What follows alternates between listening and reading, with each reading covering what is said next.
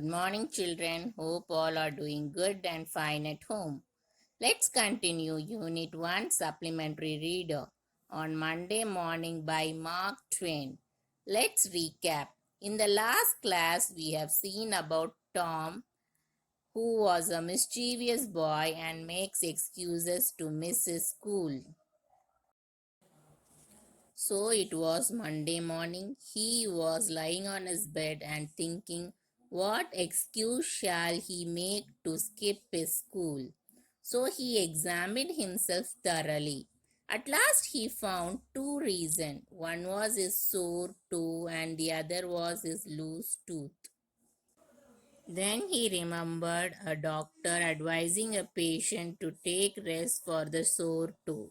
So he has decided about the excuse. He saw that in the next bed Sid was in deep sleep. He knew that if he makes the excuse of loose tooth, his aunt will definitely pull out the tooth and send him to school. So he kept that excuse aside. Then Tom started to groan as if he is really suffering from pain and groaned louder and louder to wake Sid. At last, Tom was successful in waking Sid. Sid woke up and made face by hearing the voice of Tom. Then he opened his eyes to see what went wrong. Sid asked Tom what's wrong with him. He didn't say anything but keep on groaning. So Sid said, I will inform Aunt and but Tom stopped him and did not allow him to inform anyone. Let's continue now. But I must. Don't groan so. Tom, it's awful. How long you been this way? Has. Ouch. Oh. Don't stare so. Sid, you will kill me. So in this part, Sid says that he will definitely call Aunt and he asks Tom how long he was suffering from pain. And Tom replies that from hours and requests not to move him as it pains him a lot. Tom, why didn't you wake me sooner? Oh, Tom, don't. It makes my flesh crawl to hear you. What is the matter? Here, Sid asking Tom why didn't he wake him up, and the painful voice of him makes him afraid. I forgive you for everything, Sid crowned. Everything you have ever done to me. When I am gone. Oh, Tom, you aren't dying, are you? Don't, Tom. Oh, don't, maybe. I forgive everybody, Sid. Tell him so, Sid. And Sid, you give my window sash and my cat with one eye to that new girl that's come to town and tell her. But Sid had snatched his clothes and gone. Tom was suffering in reality. Now his imagination was working well. And so his crowns had gathered quite a genuine tone.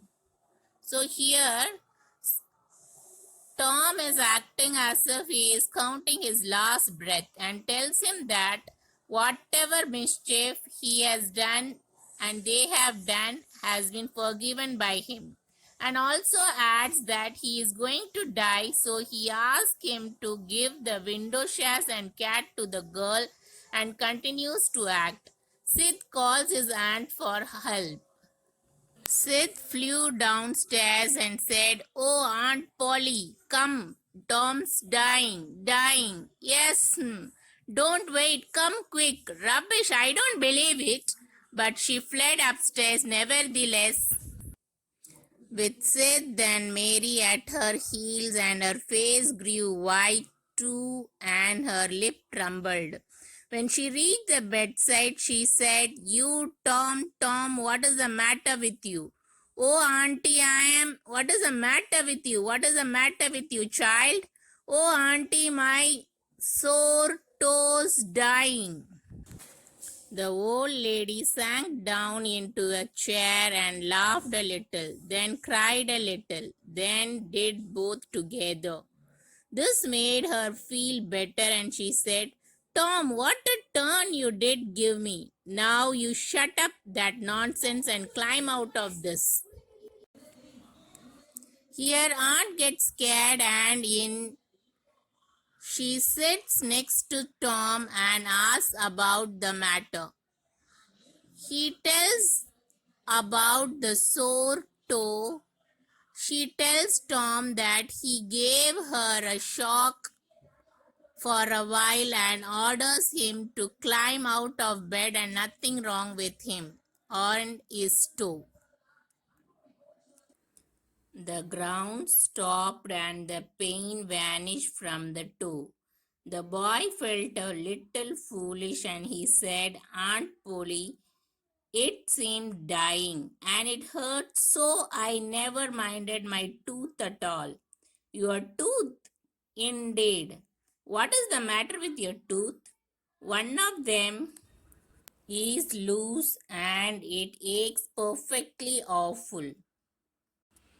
As the aunt ordered, his crown stopped and the pain also disappeared.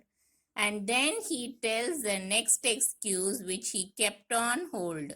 Which one is that? Do you remember? Yes, exactly. The loose tooth. So he tells that due to toe pain, he forgot his tooth pain which is loose. There, now don't begin that crowning again. Open your mouth. Well, your tooth is loose, but you are not going to die from that. Mary, get me a silk thread and a chunk of wire out of the kitchen. Tom said, "Oh, please, Auntie, don't pull it out. It don't hurt anymore. I wish I may never stare if it does." "Please don't, Auntie. I don't want to stay home from school." So here Aunt had solution for that also. She told Tom he will not die for this silly reason. She asked Mary to bring a silk thread and a chunk of fire. By seeing this, Tom says it's not hurting him anymore. If it hurts also, he will not shake or touch it. So please don't do anything like that, he requested Auntie. He admits that he will go to school without any excuse.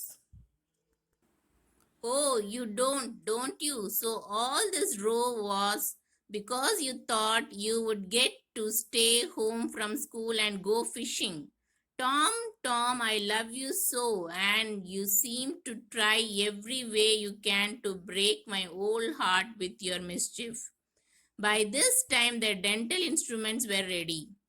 The old lady made one end of the silk thread fast to Tom's tooth with a loop and tied the other to the bedpost. Then she caught hold of the chunk of wire and suddenly pushed it almost into the boy's face. The tooth was hanging loosely by the bedpost now. So here Aunt says all these row of excuses were to miss school and go for fishing. She loves Tom very much, but his mischievous behavior breaks Aunt's heart. By this time, all instruments were ready for dental. to pull out the tooth, and the tooth was successfully pulled out by her. So, in this lesson, we learned that how Tom makes excuses to miss his school, but the aunt catch hold of all that and sends him back to school.